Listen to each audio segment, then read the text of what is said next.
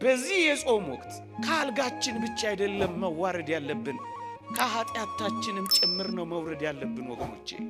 ጾም ወደ እግዚአብሔር የመመለሻ በድለናል ብለን በእግዚአብሔር ፊት የምንጠፊያ ጊዜያችንም አይደለም ወገኖቼ።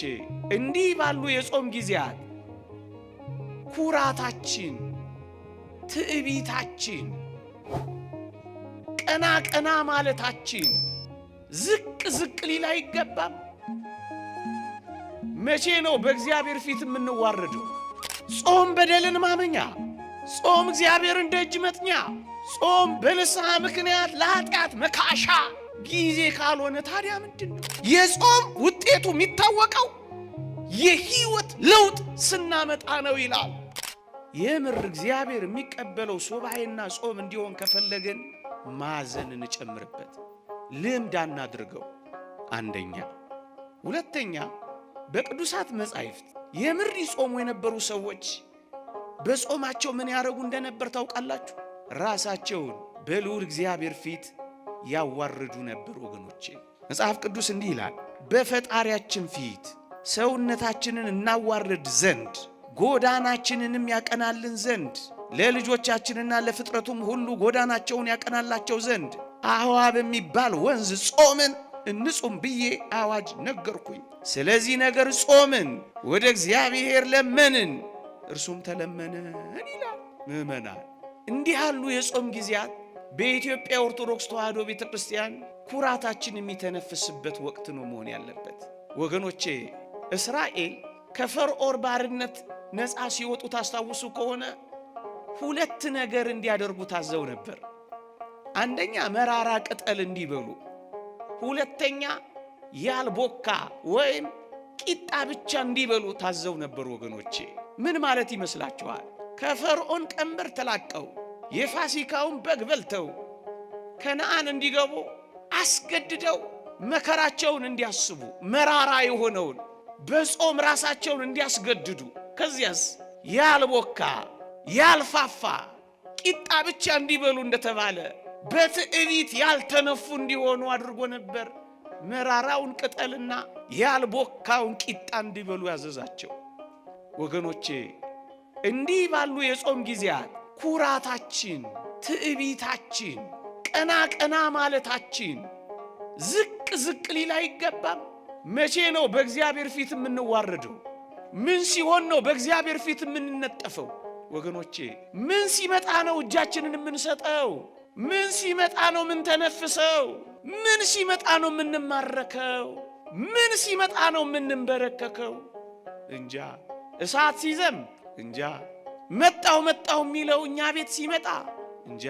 እዩ፣ በፈጣሪያችን ፊት ሰውነታችንን እናዋርድ ዘንድ ጾምን ነው የሚለው። በዚህ የጾም ወቅት ካልጋችን ብቻ አይደለም መዋረድ ያለብን ከኃጢአታችንም ጭምር ነው መውረድ ያለብን ወገኖቼ። ራሳችንን የምናዋርድበት፣ በእግዚአብሔር ፊት ዝቅ ዝቅ የምንልበት፣ የምናጎነብስበት፣ ኃይል እንደሌለን ደካሞች እንደሆነ የምናውቅበት፣ በእግዚአብሔር ፊት በእውነት የምንዋረድበት፣ የምንወድቅበት። አንተ ምራን፣ አንተ እጆቻችንን ይዘህ አራምደን፣ አንተ ቅደምልን፣ እኛ ምንም ነን፣ ትቢያና አፈር እንኳን መሆን ያልቻል አቅመ ቢሶች ነን ብለን የምንዋረድበት ከሆነ እዩ። ስለዚህ ነገር ጾምን፣ እግዚአብሔርንም ለመን፣ እሱም ተለመነን ይላል። ስለምን እየጾማችሁ ነው? ስለምን እየጾምን ነው ወገኖቼ?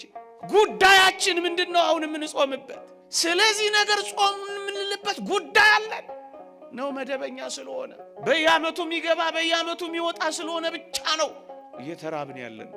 ረሃብ ነው የያዝነው? ጾም ነው የያዝነው? ክርስቶስን ለማገልገል እየተራብን ነው ወይስ እንዲሁ ልማድ ስለሆነ ነው?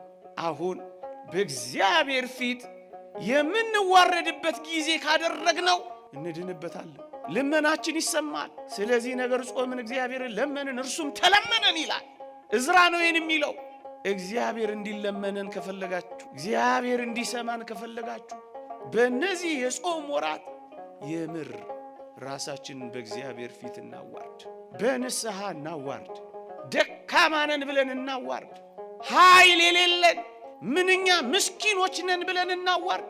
ደካማውን ምንኛ ረዳኸው ብለን ወደ እግዚአብሔር እናንጋጥ። ምን ኃይል አለ? እስኪ ተመልከቱ እንዴ! ምን የምንከላከልበትና ምን የምንድንበት ጉልበት አለ? ለእግዚአብሔር የምንነግረው ብዙ ነገር የለንም? አለን የለንም? እግዚአብሔርን የምንለምነው ገጽ ይበቃዋል? አይበቃው። እንተዋወቃለን እኮ።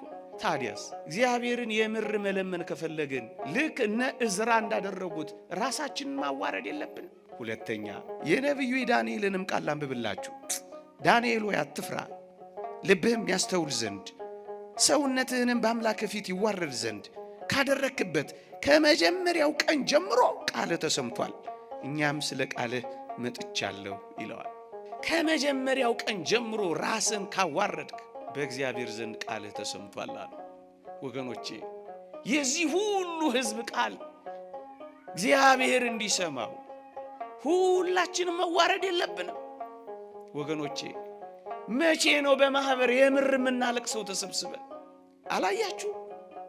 የዛሬ 2 ዓመት ይመስለኛል እንዲህ አይነት አስደንጋጭና ክው የሚያረጉ ነገሮች መስማት አለብን። እግዚአብሔር ሊምረን አይገባም? ለኛ ምህረት አያስፈልግም?